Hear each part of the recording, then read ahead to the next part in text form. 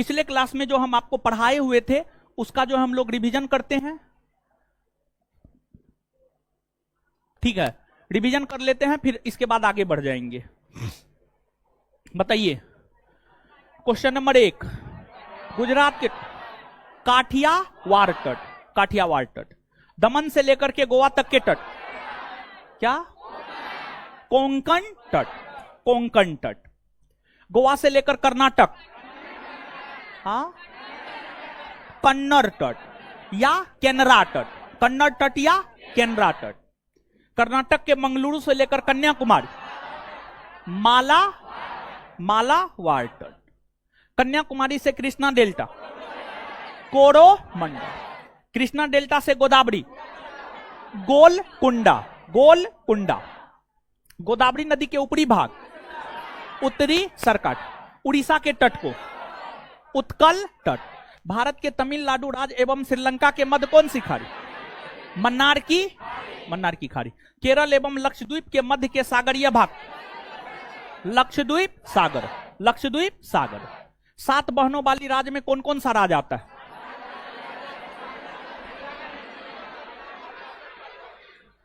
अरुणाचल प्रदेश, असम, मेघालय, नागालैंड, मणिपुर, मिजोरम, त्रिपुरा। विश्व के 5 बड़े द्वीपों का नाम बोलिए, बताए थे ना? पहला ग्रीनलैंड ना, दूसरा न्यू गिनी, तीसरा बोर्नियो, चौथा मेडागास्कर, पांचवा बेफिन, क्लियर है? ग्रेट निकोबार और सुमात्रा को कौन सा चैनल अलग कर? 6 डिग्री। मालदीव को मिनिकाय से 8 डिग्री चैनल। मिनिकाय को लक्षद्वीप से 9 डिग्री चैनल। अंडमान को निकोबार से 10 डिग्री चैनल। कन्नामोरे द्वीप और अमनदीवी द्वीप 11 डिग्री।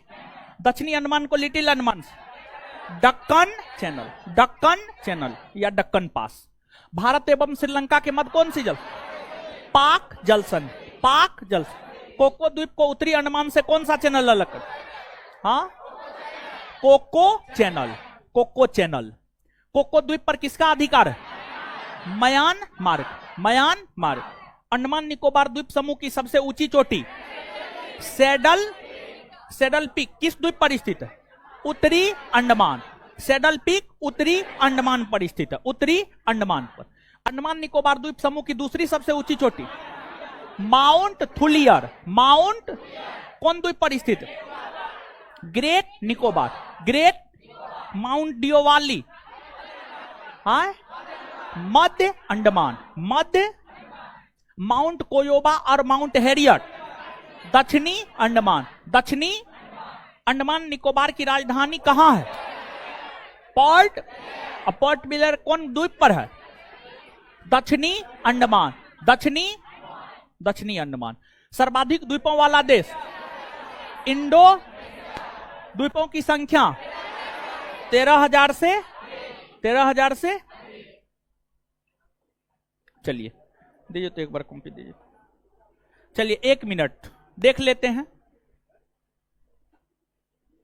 ऑनलाइन वालों को नोट्स भी अवेलेबल करवा दीजिए। नोट्स क्या अवेलेबल करवाएंगे, हे भगवान?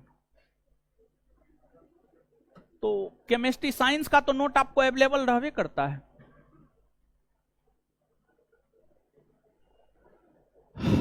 चलिए, प्रमुख चैनल हो गया, तट हो गया,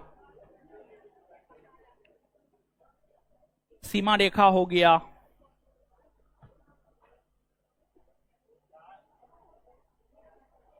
स्थलीय सीमा, जलीय सीमा हो गया, जनसंख्या हो गया, क्षेत्रफल हो गया, प्रायद्वीप हो गया,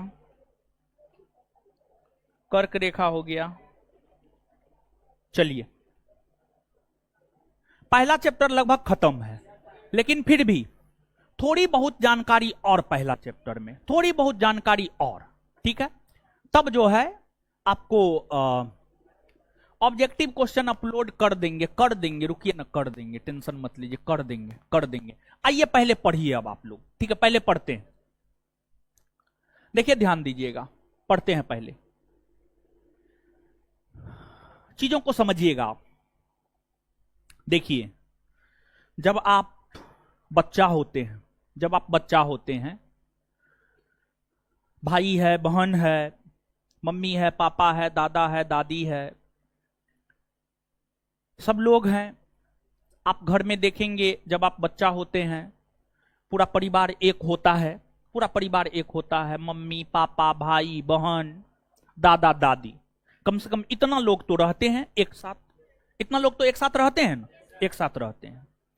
लेकिन जब आपकी बहन बड़ी हो जाती है, शादी होता है, वो अपने ससुराल चली जाती है, फिर आप 2 भाई 3 भाई 4 भाई 1 भाई, जितना भी भाई है, मान लिया जाए कि आप 2 भाई हैं, दोनों का विवाह होगा, दोनों की पत्नी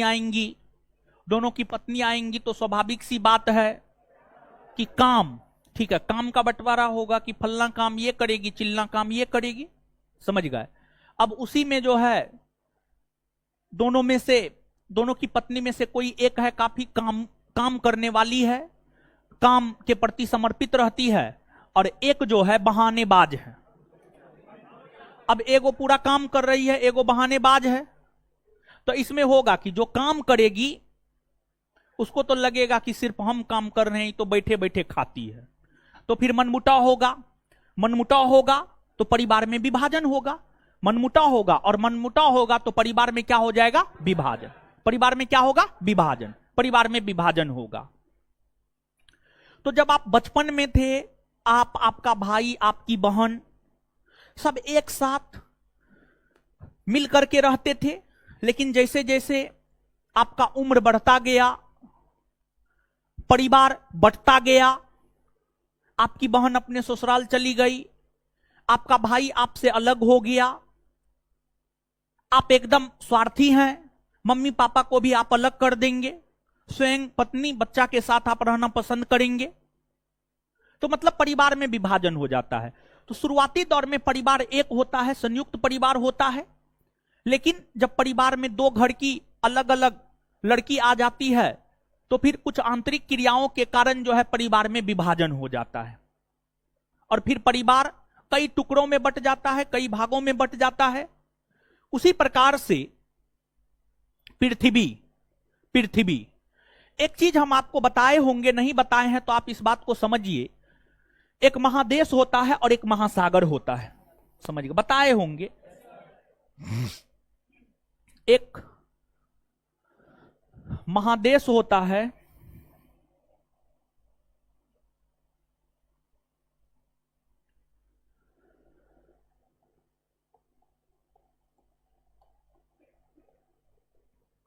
और एक आपको महासागर होता है। महादेश महासागर क्या होता है जानते हैं? जानते होंगे, निश्चित तौर पर जानते होंगे। देखिए,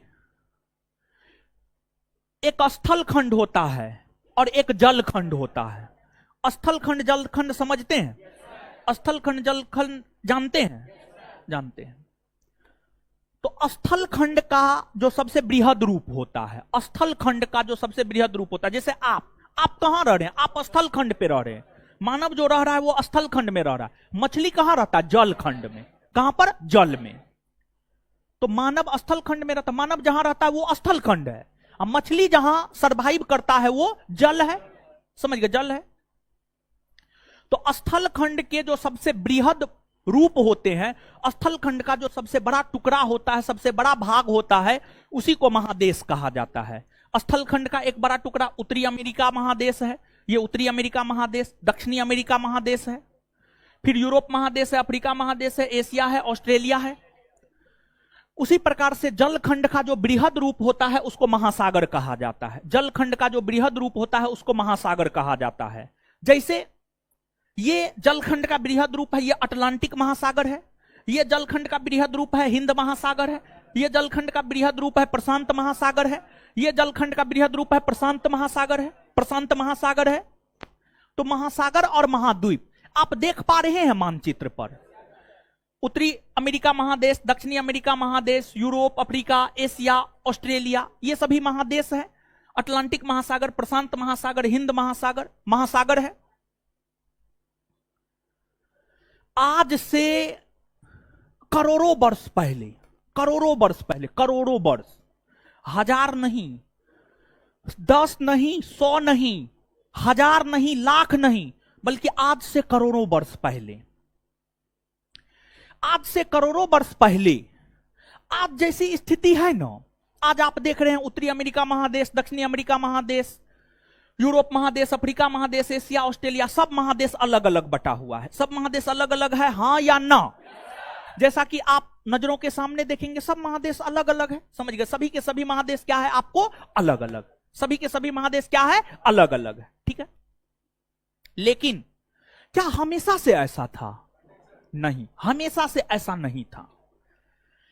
आप स्वयं इस बात को सोचिए ना, आप भी थोड़ा तार्किक हैं, ठीक है, आप भी थोड़ा बुद्धिजीवी वर्ग की श्रेणी में आ जाएंगे। बुद्धिजीवी वर्ग की श्रेणी में इसलिए आ जाएंगे क्योंकि आप पढ़ाई कर रहे हैं, इसलिए आप बुद्धिजीवी वर्ग की श्रेणी में आ जाएंगे।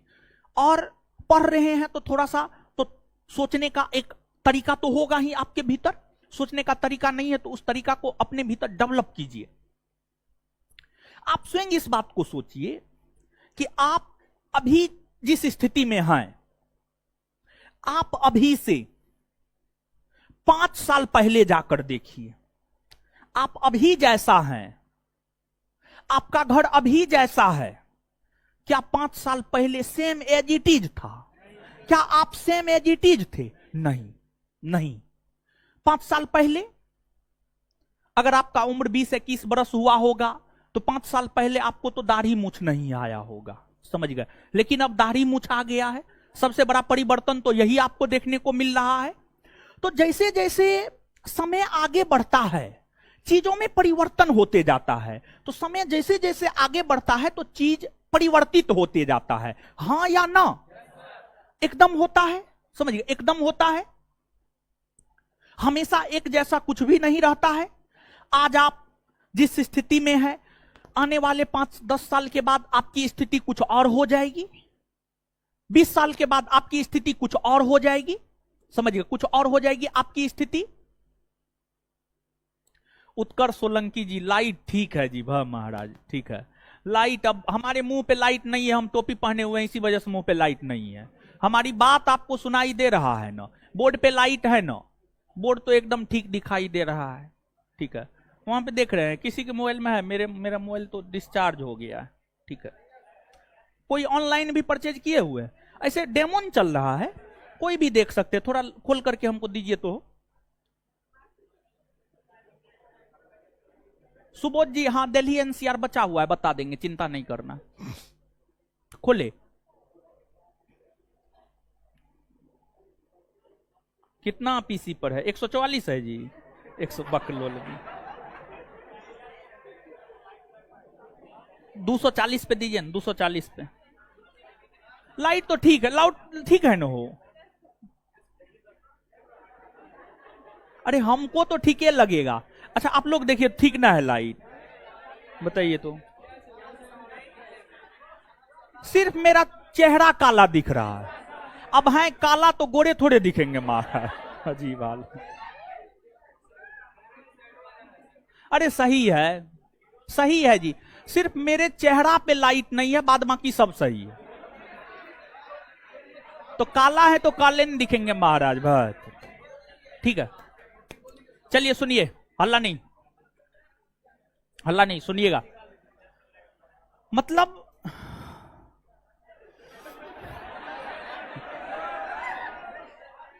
चलिए, अरे छोड़िए न महाराज, चलिए, हल्ला नहीं, हल्ला नहीं, हल्ला नहीं, समझिएगा। तो मतलब क्या आपको यह बात समझ में आ रहा है कि समय के साथ हर चीज परिवर्तन होते रहता है? यह बात समझ में आ रहा है ना? तो अब देखिए, आज से करोड़ों वर्ष पहले, जब 5 वर्ष 10 वर्ष में आप परिवर्तन देख रहे हैं अपने जीवन में, अपने समाज में, अपने घर में, हर चीज में, तो आज से करोड़ों वर्ष पहले क्या होगा और आज क्या है? निश्चित तौर पर आज से करोड़ों वर्ष पहले कुछ और स्थिति रही होंगी और आज कुछ और स्थिति है। तो आज से करोड़ों वर्ष पहले जब आप जाकर के देखेंगे, तो आज से करोड़ों वर्ष पहले सभी स्थलखंड आपस में एक दूसरे के साथ जुड़ा हुआ था। सभी स्थलखंड आपस में एक दूसरे के साथ जुड़ा हुआ था। सभी स्थलखंड आज से करोड़ों वर्ष पहले जो आपस में एक दूसरे के साथ जुड़ा हुआ था, मतलब जो आपको उत्तरी अमेरिका महादेश है, दक्षिणी अमेरिका महादेश है, यूरोप है, अफ्रीका है, एशिया है, ऑस्ट्रेलिया है, अंटार्कटिका है, ये सभी स्थलखंड है। ये सभी स्थलखंड आपस में एक दूसरे से सटे हुए थे। और ये सभी स्थलखंड जब आपस में एक दूसरे से सटे हुए थे तो उसे पेंजिया कहा जाता था। उसे पेंजिया कहा जाता था। पेंजिया, पेंजिया कहा जाता था। पेंजिया कहा जाता था। और इस स्थलखंड के चारों तरफ जलीय भाग था। इस स्थलखंड के चारों तरफ जो है आपको जलीय भाग था। चारों तरफ जलीय भाग था। और आप यहां पर देखिएगा कि जब यहां पर आप मानचित्र को देखेंगे, प्रशांत महासागर यहां है, अटलांटिक यहां है, हिंद महासागर यहां है, फिर प्रशांत महासागर यहां है, फिर आर्कटिक महासागर ऊपर में है। तो आज तो सभी महासागर भी आपको अलग अलग विभाजित दिख रहे हैं। प्रशांत यहां है, अटलांटिक यहां है, हिंद यहां है, आर्कटिक यहां है। तो सभी महासागर भी अलग अलग विभाजित देखने को मिल रहा है या नहीं मिल रहा? हां या ना? लेकिन आज से करोड़ों वर्ष पहले ऐसी स्थिति नहीं थी, बल्कि आज से करोड़ों वर्ष पहले सभी महासागर भी, प्रशांत, अटलांटिक, आर्कटिक, हिंद, सभी महासागर भी आपस में एक दूसरे के साथ सटा हुआ था और पेंजिया के चारों तरफ फैला हुआ था। और पेंजिया के चारों तरफ जो जलीय भाग फैला हुआ था, इस जलीय भाग को पेंथालासा कहा गया। इस जलीय भाग को क्या कहा गया? पेंथालासा। इस जलीय भाग को पेंथालासा कहा गया। पेंथालासा कहा गया। जैसे जब तक दोनों भाई का, दो भाई है, अगर दोनों भाई का शादी विवाह नहीं हुआ है, तब तक तो मम्मी खाना बनाती है, तो मम्मी तो दोनों के लिए खाना बनाएगी, कोई दिक्कत नहीं रहता है। जब तक माँ का राज है, माँ बाप का राज है, कोई दिक्कत नहीं रहता है। जब अपना राज आ जाता है तब दिक्कत शुरू हो जाता है। समझ गए? तो आपको जो है, जैसे ही शादी विवाह होगा तो परिवार में जो है मनमुटाव, दोनों पत्नियों के बीच, मतलब दोनों क्या कहा जाए उसको, हम लोग के तरफ तो गोतनी कहा जाता, गोतनी। समझ गए? अब आप लोग के तरफ क्या कहा जाता हमको नहीं पता है। हाँ, जो भी कहा जाए। तो जैसे परिवार में आपसी मनमुटाव के कारण परिवार का विभाजन हो जाता, हां या ना?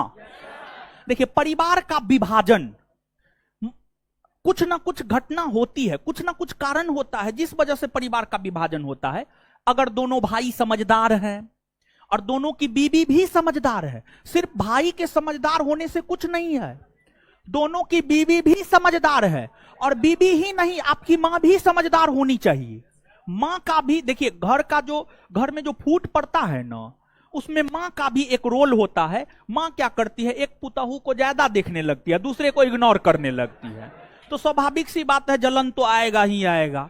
समझ गए? तो ये सब चीज, बहुत सारे कारण होते हैं, बहुत सारे कारण होते हैं। ऐसा नहीं कि सिर्फ जो है दोनों अलग अलग घर की लड़की है तो सिर्फ लड़की के कारण विभाजन हो जाता, नहीं।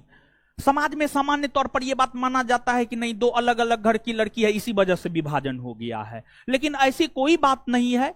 वो भी एक अहम रोल अदा करती है, लेकिन उसके पीछे भी बहुत सारे लोग होते हैं, बहुत सारे कारण होते हैं।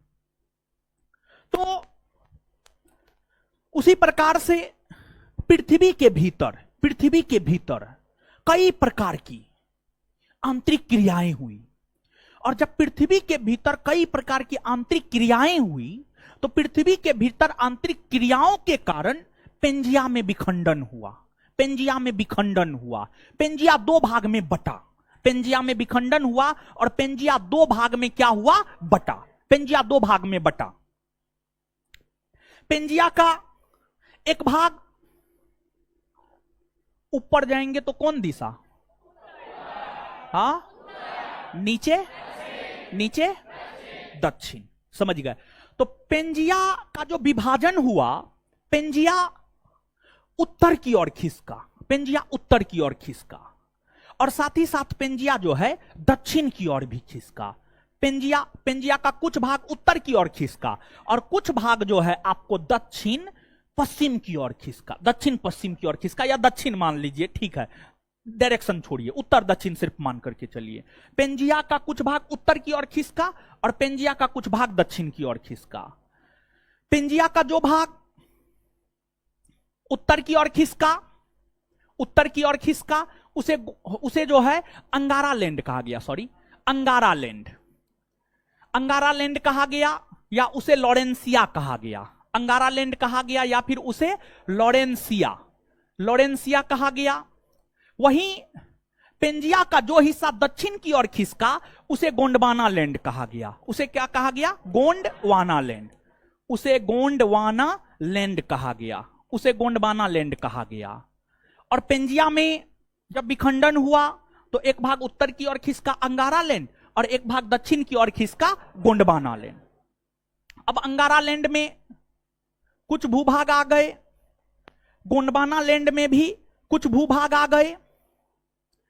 अंगारा लैंड और गोंडवाना लैंड जब आपस में टूटा, समझ गए, जब आपस में टूटा, जैसे परिवार का विभाजन होता है, दो भाई का विभाजन हुआ, तो दोनों अपने अपने जमीन या अपने अपने घर, दोनों के जो घर का सीमा होता है, दोनों के घर का जो सीमा होता है, वहां पर दीवार खड़ा कर देता है, टाट खड़ा कर देता है, ढड्ढी खड़ा कर देता है, या जो भी मन होता है अपना खड़ा कर देता है, ईटा लगा देता है, जो भी मन होता है। ये सब चीज होता है ना परिवार में, एकदम होता है, हर किसी के परिवार में होता है। इसको लेकर के आपको चिंतित होने की जरूरत नहीं है। अगर आपके परिवार में हो रहा है एकदम चिंतित मत होइए, 99.99% लोगों के परिवार में ये सब चीज होता है, समझ गए? तो इसलिए इस सब चीज को लेकर बहुत ज्यादा चिंतित नहीं होना है। ये संसार का नियम है। जैसे संसार का नियम है कि मनुष्य जन्म लिया है तो जन्म लिया है तो मरेगा ही, तो वैसे ही दो भाई हैं तो विभाजन होबे करेगा, और ढड्ढी घिंचेबे करेगा, बाउंड्री पड़बे करेगा, परिवार में विभाजन होबे करेगा, रामायण महाभारत घर में होबे करेगा। तो इसलिए इस सब चीज को लेकर बहुत ज्यादा चिंतित नहीं होना। ये सब चीज घर में हो ना तो एकदम कान में तेल लेकर के आराम से सो जाइए और मान करके चलिए ये सब होगा, सबके घर में होगा। आप अपने परिवार में, समाज में देखिए किसके घर में नहीं हो रहा है? सिर्फ आप ही के घर में हो रहा है क्या? बगल वाला घर में नहीं हो रहा है? लेकिन यही है, टाइमिंग अलग अलग होता है। अब आपके घर में हो रहा है तो बगल वाला हंसेगा, अब बगल वाला घर में होगा तो आप हंसिएगा, समझिए। तो अब देखिएगा अंगारा लैंड और गोंडवाना लैंड, अंगारा लैंड और गोंडवाना लैंड में जब विभाजन हुआ तो अंगारा लैंड और गोंडवाना लैंड के बीच में जो है एक सागर, समझ गए, एक सागर का निर्माण हुआ। और जिस सागर का निर्माण हुआ उसे हम लोग तेथिस सागर कहते हैं, तेथिस सागर कहते हैं, तेथिस सागर कहते हैं। और यह जो तेथिस सागर है, इस तेथिस सागर पर आज हिमालय पर्वत बसा हुआ है। आज का जो हिमालय पर्वत है, आज का जो हिमालय पर्वत है, आज जहां पर हिमालय पर्वत है वहां पर पहले तेथिस नामक सागर हुआ करता था। तेथिस सागर से पहले वो क्षेत्र पेंजिया कहलाता था, वो क्षेत्र पेंजिया कहलाता था। तो देखिए जहां पर पहले पेंजिया था, पेंजिया में विखंडन हुआ तो तेथिस सागर का निर्माण हुआ और फिर जाकर के वहां पर क्या है? हिमालय पर्वत है। आज हिमालय पर्वत है, आने वाले लगभग करोड़ों वर्ष बाद वहां पर हिमालय पर्वत भी नहीं होगा। वहां पर क्या होगा यह किसी को पता नहीं है, समझ गए? वैज्ञानिकों को पता नहीं है, विद्वानों को पता नहीं है, तो हमको खाक पता होगा, समझिए, हमको भी पता नहीं है। तो समय के साथ सब चीज परिवर्तन होते रहता है। अब यहां पर एक चीज समझिएगा, यहां पर आप एक चीज समझिएगा, आप देख रहे हैं कि अगर हम इसको देखें तो यह पृथ्वी के केंद्र से होकर 0 डिग्री अक्षांश रेखा गुजरती है और 0 डिग्री अक्षांश रेखा के ऊपर जाते हैं तो क्या होता है? उत्तरी गोलार्ध, और नीचे आते हैं तो दक्षिणी गोलार्ध, दक्षिणी गोलार्ध। तो अब विशेष तौर पर आप गौर कीजिएगा, जो नॉर्थ अमेरिका है, यूरोप है, एशिया है, एशिया है, फिर यहां पर जो है आपको ये कहां गया, हाँ ग्रीनलैंड है, समझ, ग्रीनलैंड है, उत्तरी अमेरिका, ग्रीनलैंड, यूरोप, एशिया, ये सभी उत्तरी गोलार्ध में है। किस गोलार्ध में है? उत्तरी गोलार्ध। और यहां पर पेंजिया में विखंडन होकर जो उत्तरी भाग में खिसका, इसे हम लोग क्या कहते हैं? अंगारालैंड, अंगारालैंड या लॉरेंसिया। तो जो विशेष तौर पर उत्तरी गोलार्ध में है, उत्तरी गोलार्ध में क्या क्या है? अभी तुरंत आपने मानचित्र पर देखा कि उत्तरी गोलार्ध में जो है, समझिएगा, उत्तरी गोलार्ध में जो है आपको उत्तरी America, Europe, Africa, sorry Asia, Greenland, ये सभी अंगारालैंड या लॉरेंसिया के अंतर्गत आते हैं। ये सभी महादेश अंगारालैंड या लॉरेंसिया के अंतर्गत आते हैं। वही दक्षिणी गोलार्ध में जब आप देखेंगे तो दक्षिणी गोलार्ध में जो है आपको south America, Africa, Madagascar, Australia, ये अंटार्कटिका, फिर अंटार्कटिका भी, ये सभी जो है आपको गोंडवाना लैंड के अंतर्गत आते हैं। ये सभी जो है आपको गोंडवाना लैंड के अंतर्गत आते हैं। देखिए अब यहां पर टोटल जो है 1 2 3 4 5 6, टोटल 6 प्रश्न बनता है। अभी जो हमने आपको लेक्चर दिया है यहां से टोटल 6 प्रश्न बनता है, और 6 के 6 प्रश्न अपने आप में महत्वपूर्ण है। टोटल प्रश्न अपने आप में महत्वपूर्ण है। क्या 6 प्रश्न बनता है? अगर आपने चीजों को समझा है तो आप फटाफट जवाब दीजिएगा। ठीक है, पहला प्रश्न, आज से करोड़ों वर्ष पहले, आज से करोड़ों वर्ष पहले सभी स्थलखंड आपस में एक दूसरे के साथ जुड़े हुए थे, उसे विद्वानों ने क्या नाम दिया? क्या नाम दिया? पेंजिया। दूसरा प्रश्न यह बनता है कि पेंजिया के चारों तरफ जो जलीय भाग था उसे क्या नाम दिया? पेंथा। पेंजिया के चारों तरफ जो जलीय भाग था उसे क्या नाम? पेंथालासा। और पेंजिया में जब विखंडन हुआ तो पेंजिया जो उत्तरी भाग की ओर खिसका उसे क्या कर? अंगारालैंड या, और दक्षिणी भाग में जो गोंडवाना लैंड, गोंडवाना लैंड, समझिए गोंडवाना लैंड। और इसके बाद अंगारा लैंड और गोंडवाना लैंड के बीच कौन से सागर का, कौन से सागर, कौन से सागर? तेथिस सागर। और तेथिस सागर के स्थान पर आज के डेट में क्या, आज के डेट में क्या है? मतलब आज जहां हिमालय पर्वत है वहां पहले क्या हुआ करता? आज जहां हिमालय पर्वत है वहां पहले क्या हुआ? तेथिस नामक सागर हुआ करता था। अब देखिएगा यहां पर, अब मूल प्रश्न पर आते हैं। ये तो 5-6 प्रश्न काफी महत्वपूर्ण है। इसके अलावे और एक चीज आपसे पूछा जाता है, कौन महादेश जो है अंगारा लैंड में आता है और कौन महादेश जो है गोंडवाना लैंड में आता है? तो आप हमको यह बात बताइएगा, north America, Greenland, Europe, Asia, किसमें? अंगारा, अंगारा, एक बार फिर से, north America, Greenland, Europe, Asia, किसमें? अंगारा लैंड में। South America, Africa, Australia, Antarctica, Gondwana, Gondwana. देखिए अब इतना चीज बताने के पीछे उद्देश्य क्या था? इतना चीज बताने के पीछे उद्देश्य था भारत। यह प्रश्न भी काफी महत्वपूर्ण प्रश्न है अपने आप में। यह भी आपसे पूछा जाता है, भारत अंगारा लैंड में आता है या गोंडवाना लैंड में आता है?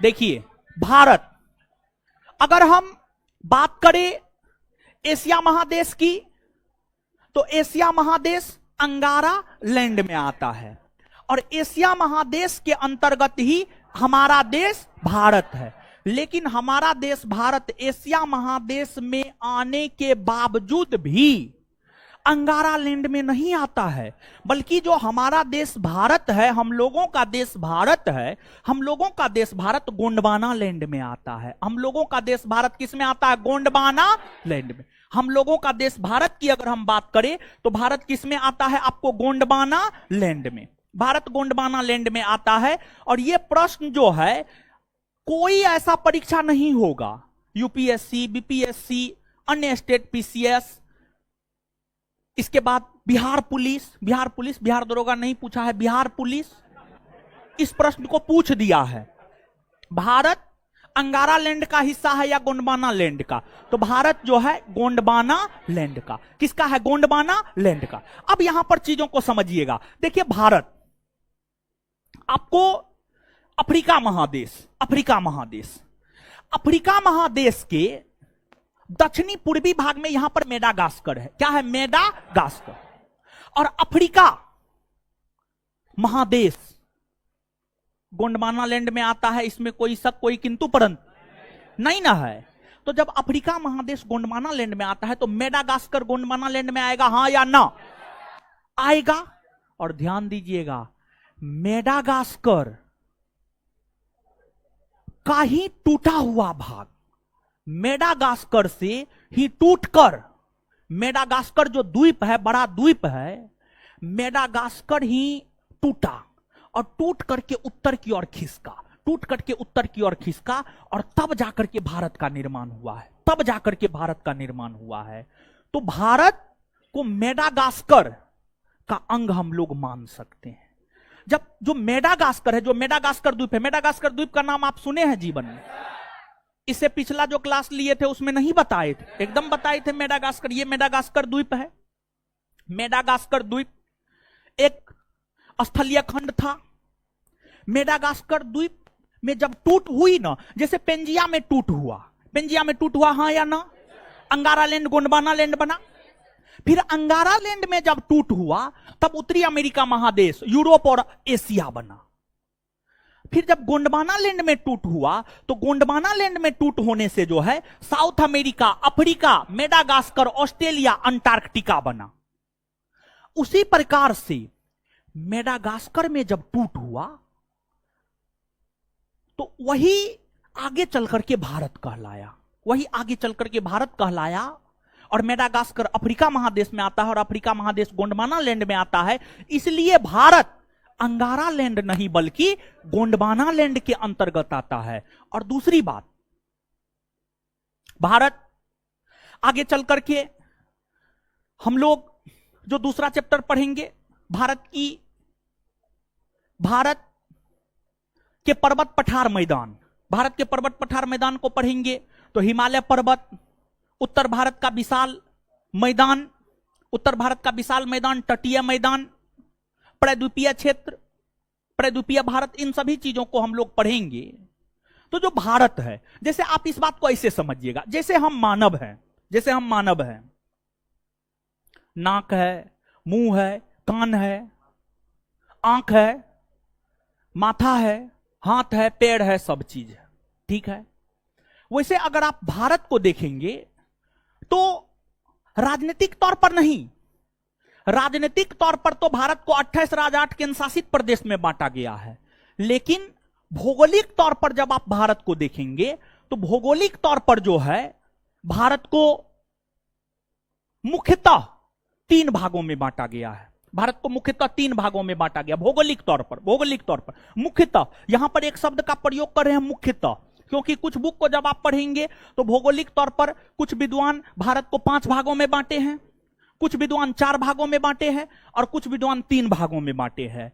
लेकिन मुख्यतः जो है भारत को 3 भागों में बांटा गया है। भौगोलिक तौर पर मुख्यतः भारत को 3 भागों में बांटा गया है। भौगोलिक तौर पर मुख्यतः भारत को जो 3 भागों में बांटा गया है उसमें उत्तर भारत का विशाल उत्तर में हिमालय पर्वत, उत्तर में हिमालय पर्वत, फिर उत्तर भारत का विशाल मैदान, और फिर आपको यह प्रायद्वीपीय पठार, यह है आपको क्या है, प्रायद्वीपीय पठार, प्रायद्वीपीय पठार, प्रायद्वीपीय पठार। अब एक बात बताइए कि क्या आप, भारत इतना बड़ा भूखंड है, भारत का क्षेत्रफल है 32,87,263 वर्ग किलोमीटर। जैसे एक बच्चा, ठीक है, बच्चा, अब गर्भाधान से नहीं समझना है, आप जन्म लेते हैं, आप जन्म लेते ही बोलना, लिखना, पढ़ना, उठना, बैठना, सोना, नहाना, खाना, पकाना, सब चीज जन्म लेते ही सीख जाते हैं? हाय, नहीं ना सीखते हैं। जैसे जैसे आपका उम्र बढ़ता है आप सीखते जाते हैं। खाना बनाना तो आप तब सीखते हैं जब आप अपनी मां से दूर जाते हैं और कोई उपाय नहीं है तो अंतिम में हाथ जलाना ही पड़ता है, खाना बनाना सीखना ही पड़ता है। और पटना के विद्यार्थी के विषय में हम आपको बता दें, पटना का विद्यार्थी जैसा खाना बना देगा ना, वैसा लड़की सबसे नहीं बनता है खाना। लड़का लोग बड़ी अच्छा खाना बनाता है, समझे, कभी कभी बुला करके खिलाता है, उसी अनुभव के आधार पर बोल रहे हैं, समझ गए। हाँ, अरे उसका टेस्ट ही अलग है महाराज, अब बड़ी अच्छा टेस्ट है, समझ गए। चलिए, तो अब यहां पर आइएगा कि जैसे हम एक साथ सब चीज नहीं सीख सकते हैं, धीरे धीरे हम सब चीज को सीखते हैं, धीरे धीरे चीजों को हम लोग सीखते हैं, ठीक है। उसी प्रकार से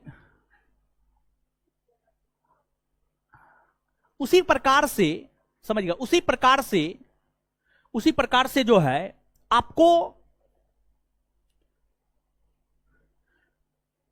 मुख्यतः भौगोलिक तौर पर जो भारत को 3 भागों में बांटा गया है, हिमालय पर्वत, उत्तर भारत का विशाल मैदान, प्रायद्वीपीय पठार। तो अब प्रश्न यह उठता है कि भारत का सबसे प्राचीनतम भूभाग कौन है, मतलब सारा भारत का सबसे पुराना भूभाग कौन है। जैसे आप सबसे पहले जो है, जब आपका जन्म हुआ होगा तो आप बोलना सीखे होंगे, फिर आप चलना सीखे होंगे, फिर आप दौड़ना सीखे होंगे, फिर जो है आप लिखना पढ़ना सीखे होंगे। तो वैसे ही हिमालय पर्वत, उत्तर भारत का विशाल मैदान और प्रायद्वीपीय पठार, सबसे पहले किसका निर्माण हुआ? हिमालय पर्वत का निर्माण हुआ, उत्तर भारत के विशाल मैदान का निर्माण हुआ, प्रायद्वीपीय पठार का निर्माण हुआ। और सबसे पहले जिसका निर्माण होगा वह भारत का सबसे प्राचीनतम भूभाग माना जाएगा। तो इन तीनों में सबसे पहले जिसका निर्माण हुआ है वह प्रायद्वीपीय पठार है, प्रायद्वीपीय पठार के बाद हिमालय पर्वत का निर्माण हुआ, और हिमालय पर्वत के बाद उत्तर भारत के विशाल मैदान का निर्माण हुआ। मतलब भारत का सबसे प्राचीनतम भूभाग प्रायद्वीपीय पठार, और भारत का सबसे आधुनिकतम या नया भूभाग उत्तर भारत का विशाल मैदान, उत्तर भारत का विशाल। तो यह भी प्रश्न आपसे पूछा जाता है, यह भी प्रश्न जो है आपसे पूछा जाता है कि भारत का सबसे प्राचीनतम भूभाग कौन है। और इस प्रकार का क्वेश्चन जानते हैं बिहार दरोगा बीपीएससी नहीं पूछता है, बिहार पुलिस पूछेगा, बिहार पुलिस एकदम पूछेगा। अगर नहीं पूछा है तो निश्चित तौर पर पूछेगा, आप देख लीजिएगा, 100% पूछेगा। इतना डीप जाकर के बिहार पुलिस ही पूछता है। क्लियर है? तो ये बात आपको समझ में आया, हाँ या ना? तो टोटल 8 से 10 पॉइंट हो गया। अब जो टोटल 8 से 10 पॉइंट हो गया, इस 8 से 10 पॉइंट को हम लोग लिख लेते हैं, समझ गए? तो अब नीचे से लिखना प्रारंभ कीजिए। तो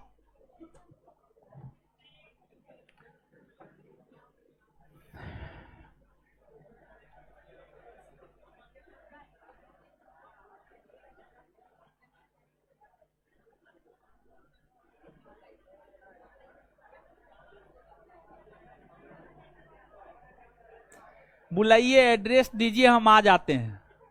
खाने में तो माहिर हैं, खा खा करके देख रहे हैं पेट बढ़ा लिए।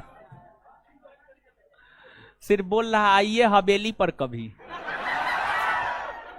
आइए सर कभी रूम पर। बुलाइए ना, एड्रेस दीजिए, आ जाते हैं। खाना का तो हमको दिक्कत रहबे करता, हमको तो जो खाना बुला देता हम उसी के पास चले जाते हैं, समझे? लिखिए,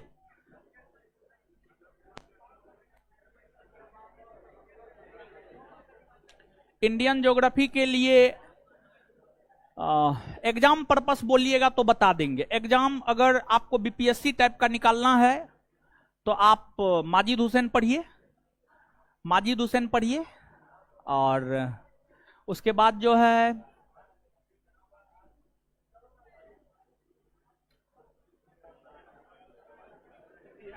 दरोगा निकालना है तो दृष्टि क्विक बुक पढ़िए,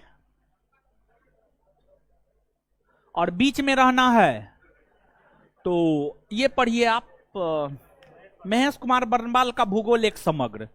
वो ठीक बुक है। महेश कुमार बर्नवाल का भूगोल एक समग्र एनसीईआरटी सार संग्रह की बात नहीं कर रहे हैं। देखिए, महेश कुमार बर्नवाल जिस बुक से लोकप्रिय हुआ है वह है उसका सबसे पहला बुक भूगोल एक समग्र, महेश कुमार बर्नवाल, जिसमें इंडियन ज्योग्राफी वर्ल्ड ज्योग्राफी दोनों है। वही बुक से वो लोकप्रिय हुआ और उसी लोकप्रियता पर जो है सब बुक निकाल दिया, अच्छा मार्केटिंग कर लिया। समझ गए? तो लिखिएगा, अब नीचे से लिखना प्रारंभ कीजिए।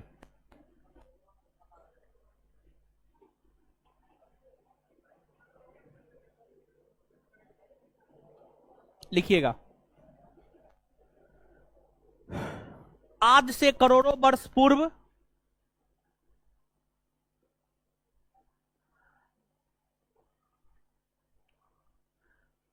समदा में फुल एड्रेस दीजिए ना, सहरसा में फुल एड्रेस दीजिए, सब जगह का फुल एड्रेस दीजिएगा तब ना आएंगे।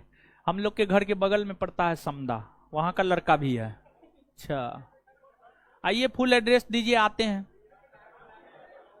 चलिए, एकदम विवेक पटेल जी एकदम 100% लिख करके दे सकते हैं, प्रीलिम्स निकलेगा। ठीक है, 100%। आज से करोड़ों वर्ष पूर्व, कुछ नहीं पढ़ना है तो हमसे पढ़िए। आज से करोड़ों वर्ष पूर्व मतलब बुक नहीं पढ़ना है तो हमसे पढ़िए। आज से करोड़ों वर्ष पूर्व, आज से करोड़ों वर्ष पूर्व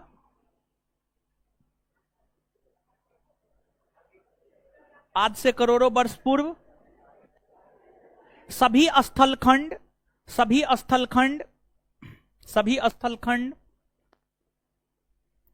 आपस में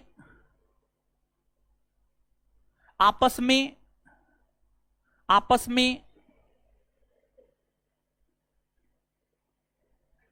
आपस में सटे हुए थे, आपस में सटे हुए थे, आपस में सटे हुए थे, जिसे अल्फ्रेड वेगनर नामक विद्वान ने, विद्वान का नाम है अल्फ्रेड वेगनर, जिसे अल्फ्रेड वेगनर नामक विद्वान ने, अल्फ्रेड वेगनर नामक विद्वान ने, जिसे अल्फ्रेड वेगनर नामक विद्वान ने, जिसे अल्फ्रेड वेगनर नामक विद्वान ने पेंजिया कहा, जिसे अल्फ्रेड वेगनर नामक विद्वान ने पेंजिया कहा। और हम आपको यह बात बता दें, 2014 में हम पहली बार बिहार पुलिस का परीक्षा दिए थे और 19 अक्टूबर को परीक्षा हुआ था। 19 अक्टूबर 2014, 19 अक्टूबर या 18 अक्टूबर को हुआ था, रविवार का दिन था। 18-19 अक्टूबर के आसपास रविवार देख लीजिएगा, परीक्षा हुआ था, उसमें यह प्रश्न पूछा गया था। समझ गए? सभी स्थलखंड आपस में एक दूसरे के साथ जो सटे हुए थे उसे क्या कहा जाता है? बिहार पुलिस का यह पूछा हुआ क्वेश्चन है। समझिए, 2014 अक्टूबर 2014 पहला सीटिंग परीक्षा हुआ था मेरा, दूसरा सीटिंग, पहला सीटिंग मेरा हुआ था, पहला सीटिंग का यह क्वेश्चन है, जिसे अल्फ्रेड वेगनर नामक विद्वान ने पेंजिया कहा। क्या हुआ है? मद निषेध। क्या मद निषेध?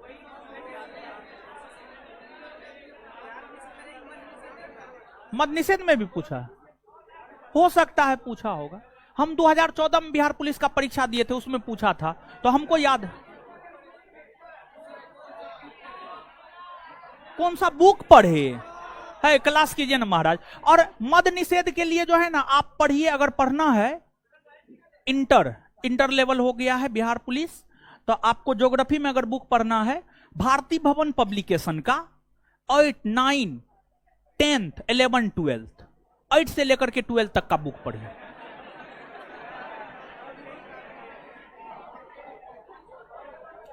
अल्फ्रेड वेगनर नामक विद्वान ने पेंजिया कहा, फुल स्टॉप। पेंजिया के चारों तरफ, पेंजिया के चारों तरफ, पेंजिया के चारों तरफ, पेंजिया के चारों तरफ, पेंजिया के चारों तरफ,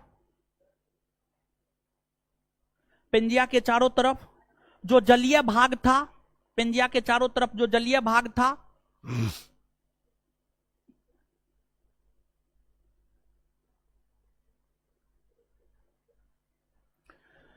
पेंजिया के चारों तरफ जो जलीय भाग था उसे पेंथालासा, पेंजिया के चारों तरफ जो जलीय भाग था उसे पेंथालासा, पेंथालासा कहा गया, उसे पेंथालासा कहा गया, पेंथालासा कहा गया।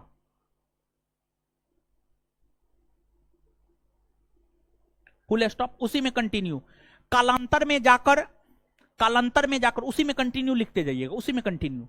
कालांतर में जाकर, कालांतर में जाकर, कालांतर में जाकर पेंजिया में विखंडन हुआ, कालांतर में जाकर पेंजिया में विखंडन हुआ, पेंजिया में विखंडन हुआ,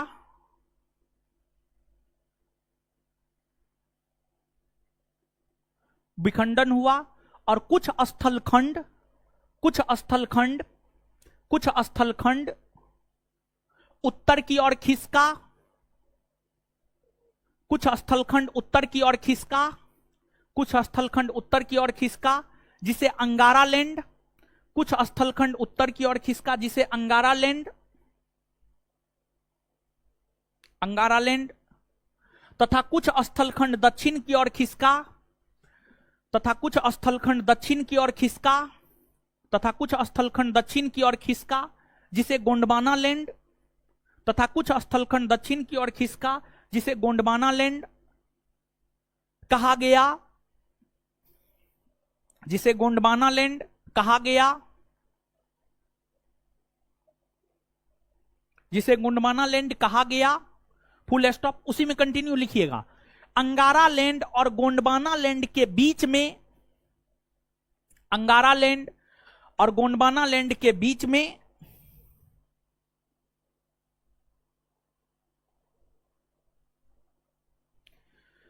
अंगारा लैंड और गोंडवाना लैंड के बीच में जिस सागर, जिस सागर का निर्माण हुआ, अंगारा लैंड और गोंडवाना लैंड के बीच में जिस सागर का निर्माण हुआ उसे तेथिस सागर, उसे तेथिस सागर, उसे तेथिस सागर, उसे तेथिस सागर, तेथिस बोर्ड पे लिखा हुआ, उसे तेथिस सागर कहा गया है, उसे तेथिस सागर कहा गया है, तेथिस सागर कहा गया है। Full stop. आज जहां हिमालय पर्वत है, उसी में कंटिन्यू लिखते जाइएगा। आज जहां हिमालय पर्वत है, आज जहां हिमालय पर्वत है, आज जहां हिमालय पर्वत है, आज जहां हिमालय पर्वत है वहां, आज जहां हिमालय पर्वत है वहां, वहां पहले तेथिस नामक सागर हुआ करता था। आज जहां हिमालय पर्वत है वहां तेथिस नामक सागर पहले हुआ करता था। आज जहां हिमालय पर्वत है वहां तेथिस नामक सागर पहले हुआ करता था। आज जहां हिमालय पर्वत है वहां तेथिस नामक सागर पहले हुआ करता था। तेथिस नामक सागर पहले हुआ करता था। तेथिस नामक सागर पहले हुआ करता था। तेथिस नामक सागर पहले हुआ करता था। Full stop. अब नीचे से पैराग्राफ चेंज करके या स्टार मार के, जिसमें लिखना स्टार मार के लिखिए। अब पैराग्राफ में नहीं लिखना, स्टार मार के जो है 3 4 5 पॉइंट यहां से हम आपको लिखाएंगे, तो स्टार मार के लिखिएगा आप।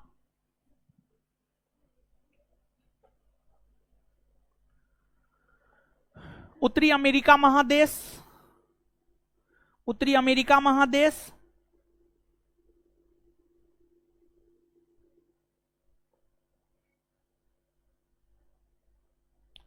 उत्तरी अमेरिका महादेश, ग्रीनलैंड, उत्तरी अमेरिका महादेश कोमा ग्रीनलैंड,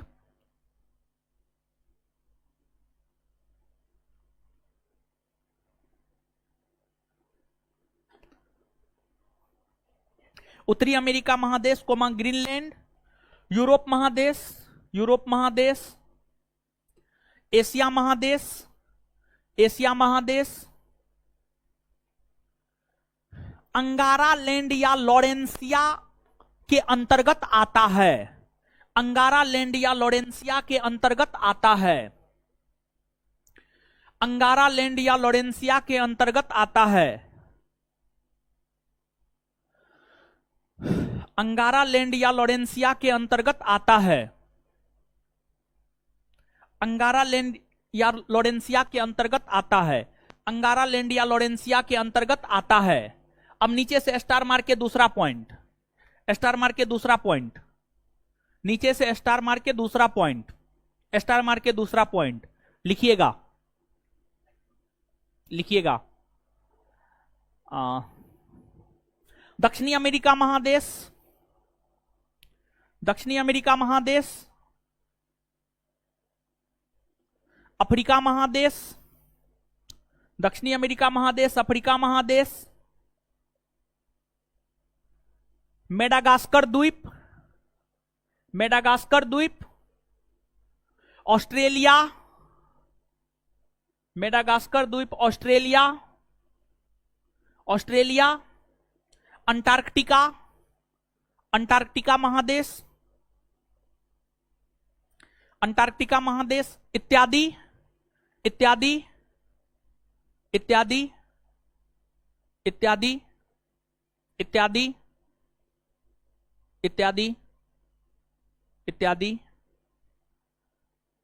गोंडवाना लैंड के अंतर्गत आता है, इत्यादि गोंडवाना लैंड के अंतर्गत आता है।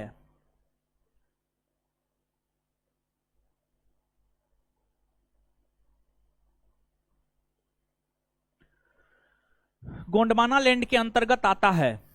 अब नीचे से अगला स्टार मार के अगला पॉइंट लिखिएगा,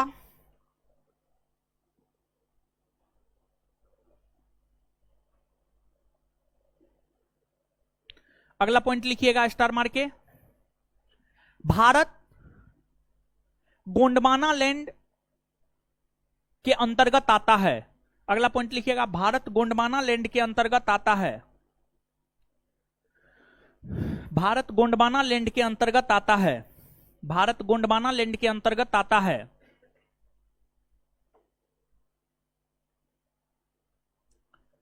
एक और पॉइंट लिखिएगा, भारत का सबसे प्राचीनतम भूभाग, भारत का सबसे प्राचीनतम भूभाग,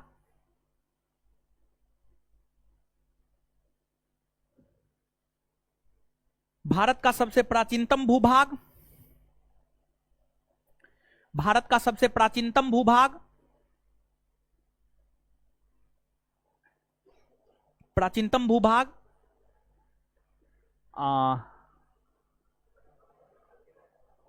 प्रायद्वीपीय भारत है, प्रायद्वीपीय भारत है, भारत का सबसे प्राचीनतम भूभाग प्रायद्वीपीय भारत है।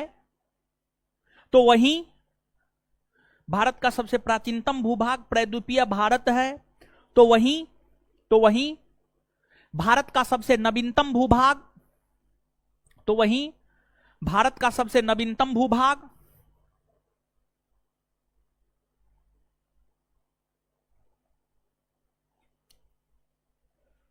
तो वहीं भारत का सबसे नवीनतम भूभाग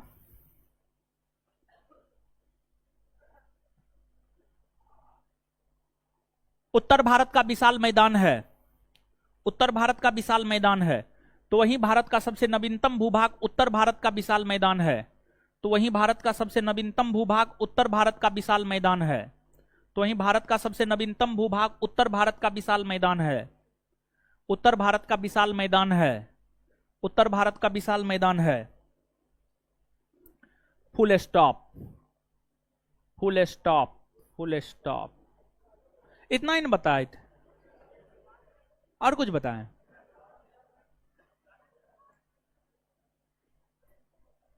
खत्म हो गया। ये मूल तौर पर यहां पर यह बात क्लियर करना था कि भारत अंगारा लैंड में आता है या गोंडवाना। टोटल बात क्लियर हो गया, ठीक है। चलिए अब आगे बढ़ते हैं।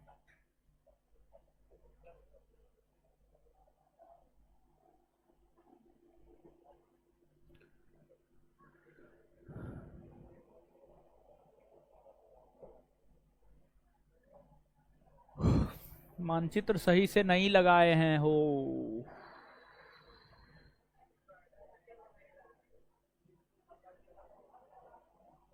मानचित्र सही से लगाना आप सीखिए, समझे? सही से नहीं लगाए। चलिए आइएगा, सुनिए। हीरो सब आइए। रवि कुमार झा, एशिया नहीं है क्या? एशिया नहीं है? चलिए आइए आप समझिए, देखिए ध्यान दीजिएगा। भारत है नो, अरे बोलिए नो, आए एक आध गो फैक्ट बताते हैं, फिर अन्य चीजों पर आएंगे, और ये सब फैक्ट आप जानते होंगे।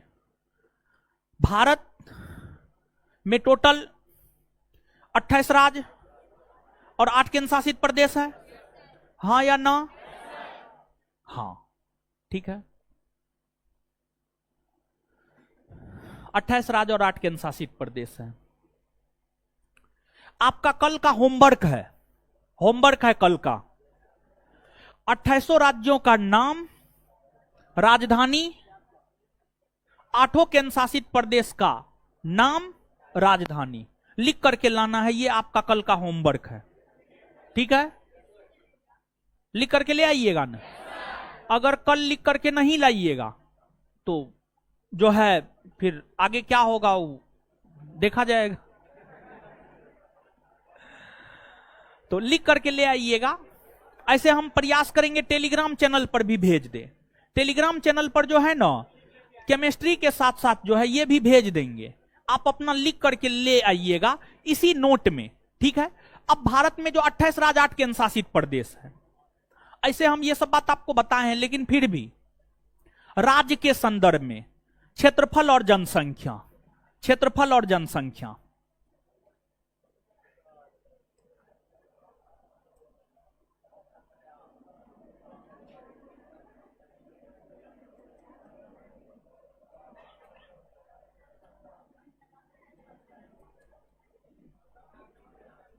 देखिए आप सभी लोग जानते हैं क्षेत्रफल के आधार पर भारत का सबसे बड़ा राज्य, सबसे छोटा गोवा, जनसंख्या के आधार पर सबसे बड़ा राज्य, सबसे छोटा याद है।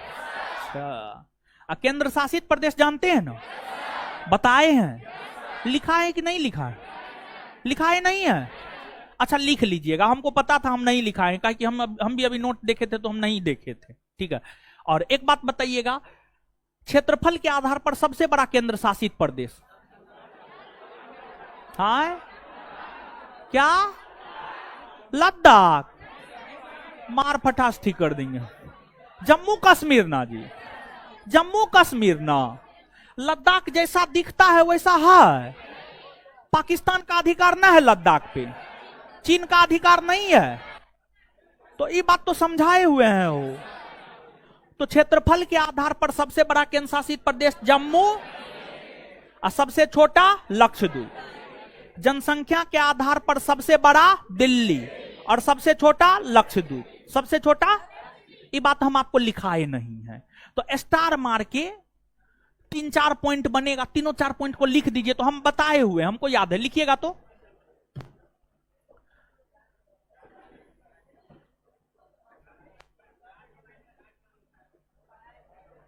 लिखिए,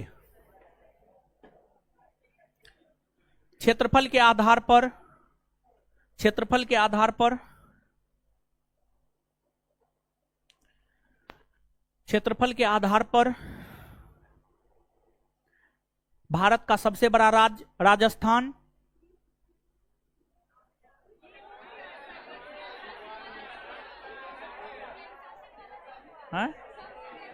राजबल्ला लिखाए हुए, केंद्र शासित प्रदेश नहीं लिखा, तो राजबल्ला लिखे हुए हैं, देखिए नोट में, देखिए देखिए, आप लोग का कोई भरोसा नहीं, देखिए अभी आप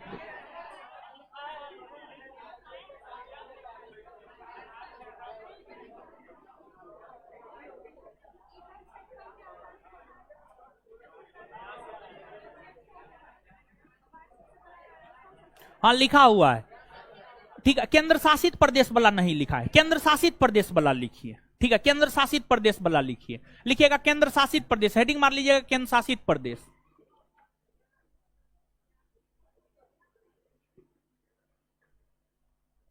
केंद्र शासित प्रदेश लिखिएगा। क्षेत्रफल के आधार पर सबसे बड़ा केंद्र शासित प्रदेश जम्मू कश्मीर,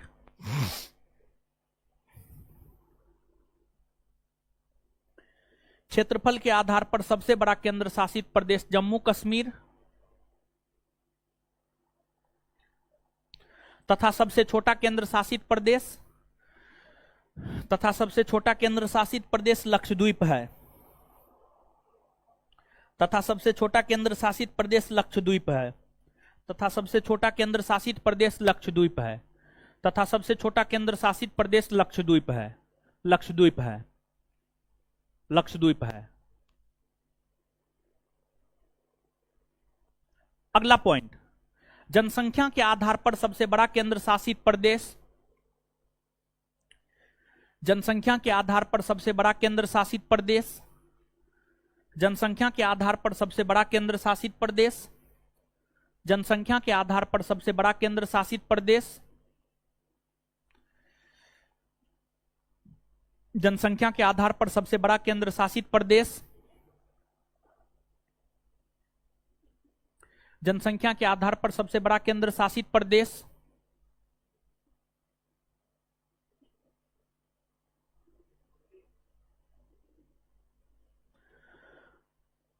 दिल्ली है।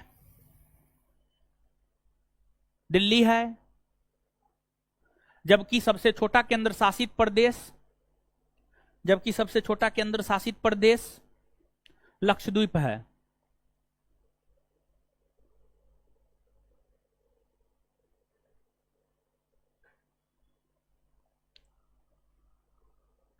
लक्षद्वीप है।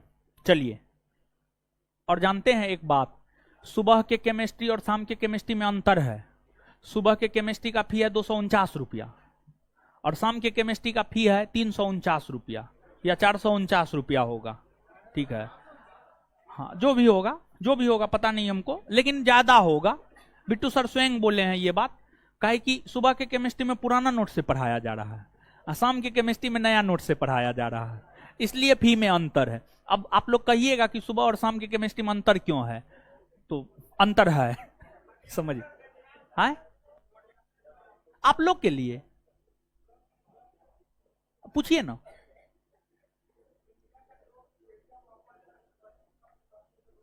हाँ,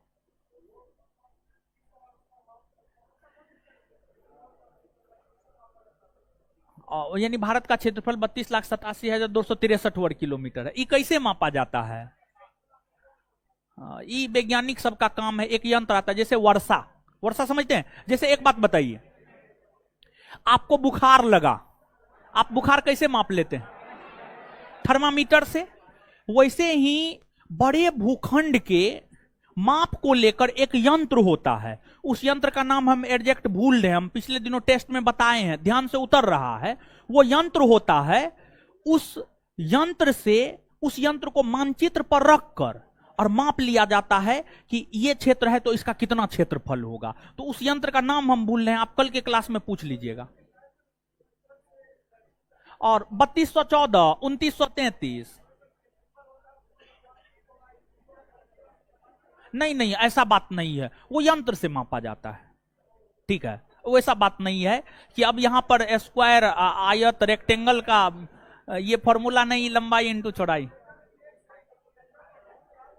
नहीं वैसा बात नहीं है, नहीं वैसा बात नहीं। ठीक है, बैठ जाइए। और वो तो वृत्ताकार या आयताकार अगर क्षेत्र हो तब ना लंबाई इंटू चौड़ाई। आयत का क्षेत्रफल निकालने का फॉर्मूला क्या है? आयत का क्षेत्रफल निकालने का फॉर्मूला क्या है? 2 इंटू लंबाई इंटू चौड़ाई, 2 इंटू ना।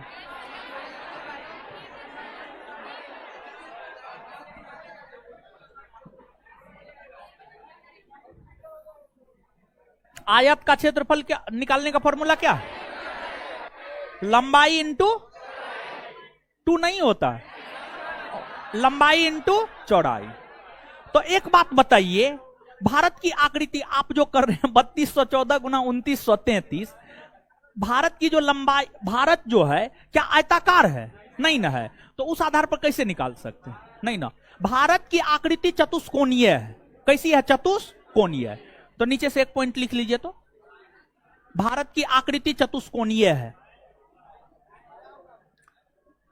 लिख लीजिए ना फिर से, भारत की आकृति चतुष्कोणीय है। भारत की आकृति चतुष्कोणीय है। भारत की आकृति चतुष्कोणीय है। भारत की आकृति चतुष्कोणीय है। ठीक है, चतुष्कोणीय है। अब यहां पर आइएगा, अब यहां पर चीजों को समझिएगा थोड़ा सा, ठीक है। भारत समुद्री सीमा बनाता है, यह बात तो आपको स्पष्ट है। एक बात बताइए, भारत जो समुद्री सीमा बनाता है, ये जो समुद्र तट है,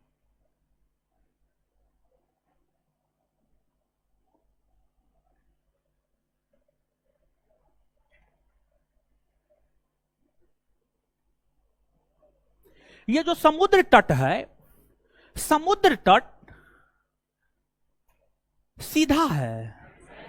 देखिए तो मानचित्र पर देखिए ना, हम यहां पर खींचे भी हैं, है? नहीं ना है सीधा हो, इधर भी सीधा है नहीं, तो समुद्र तट सीधा नहीं होता है, समुद्र तट सीधा नहीं है।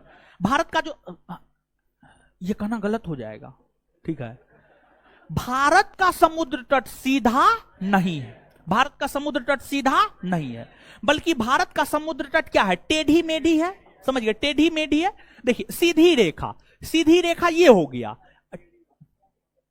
ये क्या हो गया, टेढ़ी मेढ़ी, ये टेढ़ी मेढ़ी रेखा हो गया, ये सीधी रेखा हो गया। आप यहां पर देख रहे हैं ऐसे है, ऐसे है, ऐसे है, ऐसे है, यहां पे देखिए, तो भारत का जो समुद्री तट रेखा है वह सीधी नहीं है बल्कि टेढ़ी मेढ़ी है। अब जो समुद्री सीमा है, इस समुद्री तटरेखा को, समुद्री तटरेखा को एक सीधी लाइन आपस में मिलाती है, एक सीधी लाइन आपस में मिलाती है, और इस समुद्री तटरेखा को जो सीधी लाइन आपस में मिलाती है, इसको आधार रेखा कहा जाता है। क्या कहा जाता है, आधार रेखा, आधार रेखा, आधार रेखा कहा जाता है, आधार रेखा कहा जाता है। अब एक होता है प्रादेशिक, एक होता है प्रादेशिक जल सीमा की लंबाई, एक होता है संलग्न जल सीमा की लंबाई, और एक होता है अनन्य क्षेत्रमंडल की लंबाई। तो यहां पर अब आप चीजों को समझिएगा,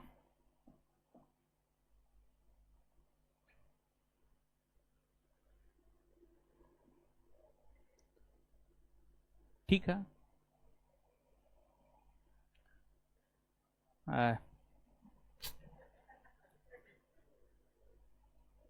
ठीक है, देखिए ध्यान दीजिएगा, प्रादेशिक जल सीमा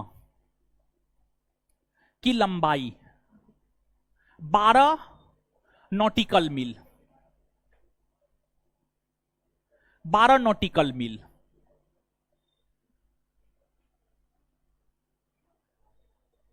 संलग्न, संलग्न जल सीमा की लंबाई 24 नॉटिकल मील, और अनन्य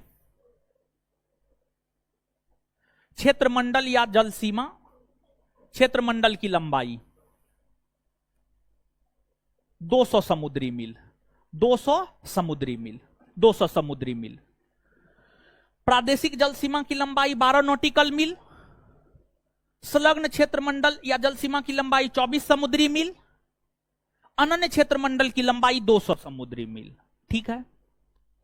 अब यहां पर एक बात, सबसे पहली बात, 1 नॉटिकल मील, जैसे देखिए स्थल खंड में, स्थल खंड में किलोमीटर में नापा जाता है, स्थल खंड के भूभाग को किलोमीटर में मापा जाता है, और जो समुद्री सीमा की लंबाई होती है वह नॉटिकल मील में मापा जाता है। और 1 नॉटिकल मील बराबर होता है, 1 नॉटिकल मील बराबर होता है 1852 मीटर, 1852 मीटर। 1 नॉटिकल मील बराबर होता है 1852 मीटर, लगभग 2 किलोमीटर आप कह सकते हैं, लगभग 2 किलोमीटर, हाँ या ना, कह सकते हैं ना। चलिए अब अगली बात समझिएगा, तो ये जो प्रादेशिक जल सीमा, संलग्न क्षेत्रमंडल, अनन्य क्षेत्रमंडल, इसका जो निर्धारण किया जाता है वो आधार रेखा से किया जाता है। कहां से किया जाता है, आधार रेखा से, आधार रेखा से। तो आधार रेखा से प्रादेशिक जल सीमा की लंबाई 12 समुद्री मील, संलग्न क्षेत्रमंडल की लंबाई 24 समुद्री मील, और अनन्य क्षेत्रमंडल की लंबाई 200 समुद्री मील। अनन्य क्षेत्रमंडल की लंबाई 200 समुद्री मील। 200 समुद्री मील के बाद यहां पर सुनिएगा, एक तो प्रादेशिक जल सीमा जो आधार रेखा से 12 समुद्री मील तक है, यहां पर भारत को हर प्रकार के संसाधनों के दोहन करने का अधिकार है। यहां पर भारत सरकार के द्वारा टैक्स लगाया जा सकता है, अपना कानून लागू किया जा सकता है। फिर अगर आप देखेंगे संलग्न क्षेत्र में, तो प्रादेशिक जल सीमा, प्रादेशिक जल सीमा, देखिए एक बात सबसे पहले, देखिए इस बात हमको बाद में बताना चाहिए था, एक बात सबसे पहले आप समझिए। यहां पर जो हम आपको बताए हैं 12, 24 अनन्य क्षेत्र मंडल, यहां पर हम आपको बताए हैं आधार रेखा से। लेकिन अगर मान लिया जाए, कहा जाता है प्रादेशिक जल सीमा की लंबाई के बाद से अनन्य क्षेत्र मंडल या संलग्न क्षेत्र मंडल कितना किलोमीटर तक फैला हुआ है, हम क्या बोल रहे हैं समझ रहे हैं? नहीं समझे होंगे। देखिए पूरा बातें नहीं बोल रहे हैं तो आप समझिएगा क्या। देखिए इतना बात तो आपको समझ में आ रहा है कि प्रादेशिक जल सीमा की लंबाई आधार रेखा से 12 नॉटिकल मील, संलग्न क्षेत्र मंडल की लंबाई आधार रेखा से 24 समुद्री मील, और अनन्य क्षेत्र मंडल की लंबाई आधार रेखा से 200। इतना बात समझ में आ रहा है? मूल तौर पर क्वेश्चन यही पूछा जाता है। अब यहां से थोड़ा सा हम आपको और आगे बढ़ाते हैं, समझिए, थोड़ा सा और आगे बढ़ाते हैं।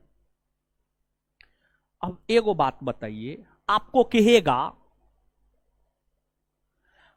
प्रादेशिक जल सीमा के बाद, प्रादेशिक जल सीमा के बाद मतलब यहां के बाद संलग्न क्षेत्र मंडल की लंबाई कितना किलोमीटर है? कितना? 12 नॉटिकल मील कह सकते हैं। जो लोग 12 नॉटिकल मील बोल रहे हैं मतलब उनको समझ में आ रहा है, जो लोग नहीं बोल रहे हैं उनको समझ में नहीं आ रहा है। तो 12 नॉटिकल मील तो मैक्सिमम लोग बोल रहे हैं, ठीक है, समझ में आ रहा है, ये बात आ रहा है समझ में। इसके बाद अब अगर आपसे कहा जाए संलग्न जल सीमा की लंबाई से अनन्य क्षेत्र सीमा 176 नॉटिकल।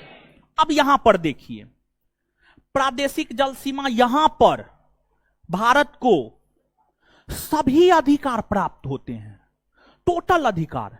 इस क्षेत्र में भारत का जो मन है वो करेगा, जो मन है वो करेगा। लेकिन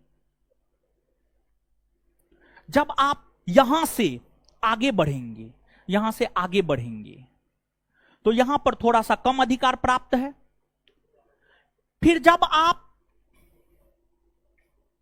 यहां से भी आगे बढ़ेंगे तो यहां पर भी थोड़ा बहुत अधिकार है। लेकिन जब 200 नॉटिकल मील के बाद जाइएगा ना, तो फिर वहां पर उस समुद्री भूभाग पर सभी देश को एक समान अधिकार प्राप्त होते हैं, सभी देश को एक समान अधिकार प्राप्त होते हैं, सभी देश को एक समान अधिकार प्राप्त होते हैं। यह बात समझ में आया है? आ गया है ना? तो अब नीचे से 2, 3 पॉइंट, 4 पॉइंट लिखिए, ठीक है, लिखिएगा।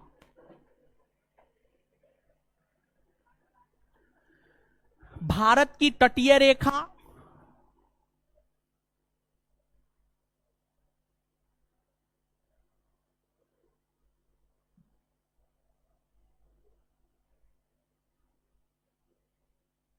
भारत का तटीय रेखा, भारत का तटीय रेखा टेढ़ी मेढ़ी है, टेढ़ी मेढ़ी, भारत का टेढ़ी मेढ़ी लिखना होगा। भारत का तटीय रेखा टेढ़ी मेढ़ी है, भारत का तटीय रेखा टेढ़ी मेढ़ी है, टेढ़ी मेढ़ी है। इस तटीय रेखा को इस तटीय रेखा को जो सीधी लाइन, इस तटीय रेखा को जो सीधी लाइन, इस तटीय रेखा को जो सीधी लाइन आपस में जोड़ती है, आपस में जोड़ती है, उसे, आपस में जोड़ती है उसे, उसे उसे उसे आधार रेखा कहते हैं।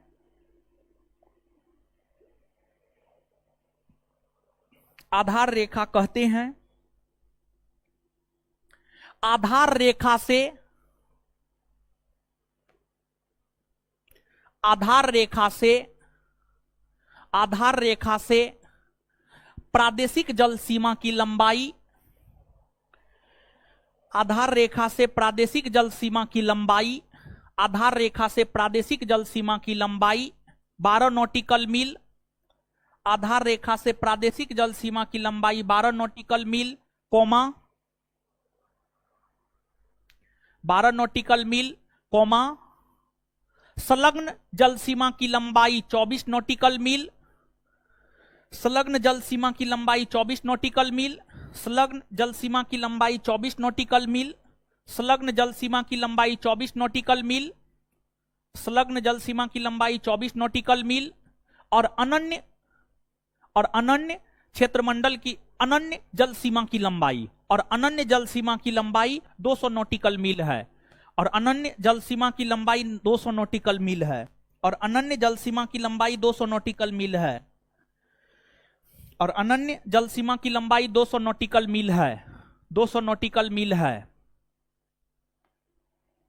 200 नॉटिकल मील है, 200 नॉटिकल मील है, 200 नॉटिकल मील है, फुल स्टॉप। अब नीचे से स्टार मार के लिखिएगा, 1 नॉटिकल मील बराबर 1852 मीटर होता है, 1 नॉटिकल मील बराबर, और ध्यान दीजिएगा यहां पर जो है कुछ बुक 1824 मीटर भी लिखता है, तो यहां पर जो बात हम बता रहे हैं उसको आप याद रखिएगा, कौन क्या लिखता है हमको उससे कोई मतलब नहीं है। 1 नॉटिकल मील बराबर, एक समुद्री नॉटिकल मील बराबर, 1 नॉटिकल मील बराबर 1852 मीटर होता है, 1 नॉटिकल मील बराबर 1852 मीटर होता है, 1 नॉटिकल मील बराबर 1852 मीटर होता है, 1 नॉटिकल मील बराबर 1852 मीटर होता है। अब नीचे से 2 गो क्वेश्चन लिखिए, दोनों आपको बना के लाना है, ठीक है, नहीं बना करके लाइएगा तो फिर तो हम हैं ही। पहला क्वेश्चन, भारत के 28 राज्य और 8 केंद्र शासित प्रदेश के, भारत के 28 राज्य, क्वेश्चन लिखना है, क्वेश्चन, होमवर्क है ये, होमवर्क है ये, होमवर्क है ये। भारत के 28 राज्य और 8 केंद्र शासित प्रदेशों के नाम और राजधानी लिखें। भारत के 28 राज्य और 8 केंद्र शासित प्रदेश के, भारत के 28 राज्य और 8 केंद्र शासित प्रदेश के राजधानी लिखें, राजधानी लिखें। दूसरा क्वेश्चन, दिल्ली एनसीआर के अंतर्गत, दिल्ली एनसीआर के अंतर्गत कितने जिले आते हैं, दिल्ली एनसीआर के अंतर्गत कितने जिले आते हैं, लिखें। दिल्ली एनसीआर के अंतर्गत कितने जिले आते हैं, लिखें। दिल्ली एनसीआर के अंतर्गत कितने जिले आते हैं, लिखें। क्लियर है? इतना बात तो याद करवाते हुए ना आए हैं, याद करवाने का कोई जरूरत नहीं ना है। क्लियर हो गया ना? पहला चैप्टर, अगर ये 2 क्वेश्चन आप स्वयं से बनाकर आ गए, पहला चैप्टर खत्म, और नहीं आए तो फिर हम बता देंगे, फिर दूसरे चैप्टर की शुरुआत कर देंगे, ठीक है? धन्यवाद, गुड नाइट, इससे आगे अगले क्लास में।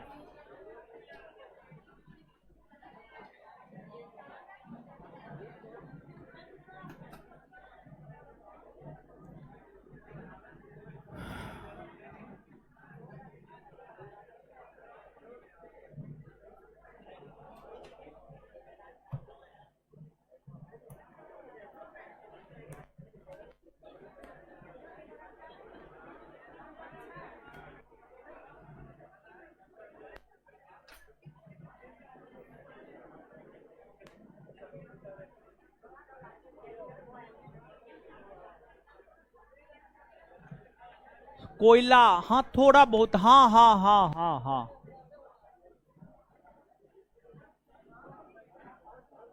दो देशांतर रेखाओं के बीच।